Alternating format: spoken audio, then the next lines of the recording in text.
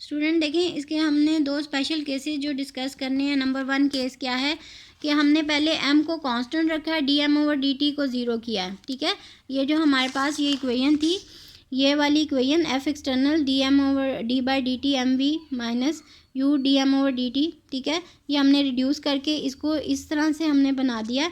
अब हम इसके जो स्पेशल केस डिस्कस करेंगे, ये हमारे पास dm/dt अगर मैथ कांस्टेंट है तो इसका मतलब ये ज़ीरो हो गई वैल्यू। ठीक, d/dt ज़ीरो आ जाएगा। This is the case with system of constant math. ठीक है, और अगर u ज़ीरो होगा तो इसका मतलब है this is the case with variable mass system viewed from a very special reference frame in which the ejected mass is at rest. यानी कि एक ऐसा फ्रेम ऑफ रेफरेंस है जिसमें हमारे पास जो मैथ एजेक्ट हो रहा है वो रेस्ट में हमें वो फील हो रहा है। ठीक है, अब ये जो इक्वेशन 5.3 है, हम इसको किस तरह से रॉकेट की इक्वेशन जो है रॉकेट की मोशन से भी हम इसको एनालाइज कर सकते हैं।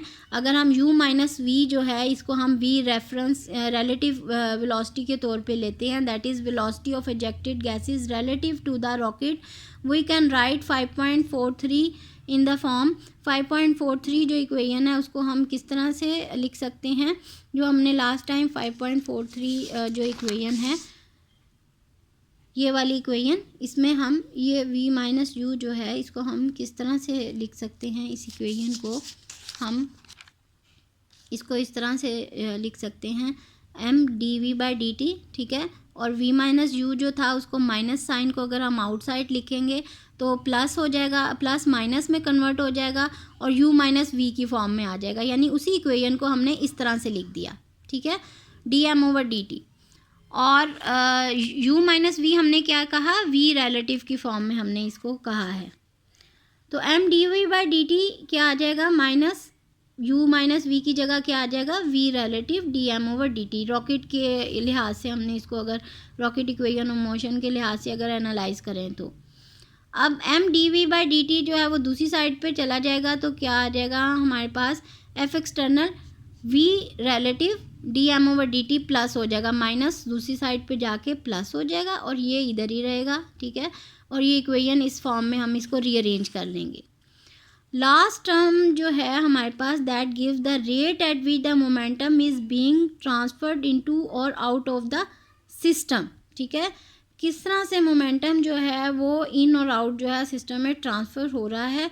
It can be interpreted as a force exerted on the system by mass that leaves or enter the system. ठीक है, जो फोर्स लग रही है सिस्टम के ऊपर, वो जो मैथ उसमें एंटर हो रहा है या लीव हो रहा है, उसको हम इस तरह से हम उसको फोर्स के फॉर्म में बताएंगे। In the case of rocket this term is called the thirst.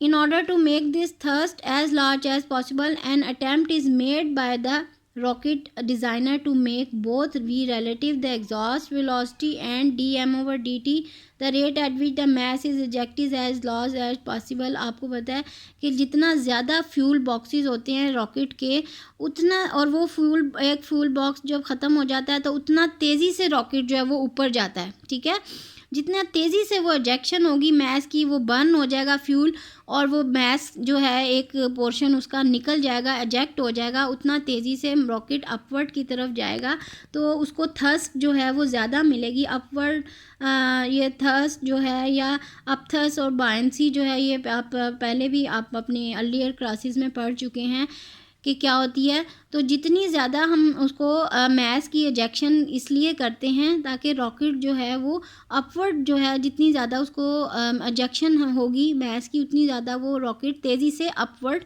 जाएगा। उसको हम जो है थर्स्ट के फॉर्म में देखेंगे। ठीक है, तो वो उतनी ज़्यादा जो है वो हमारे पास थर्स्ट आती जाएगी और वो आगे की तरफ रॉकेट जाता जाएगा, वेलोसिटी उसकी बढ़ती जाएगी। ठीक है, और मैस जो है वो कम होता जाएगा।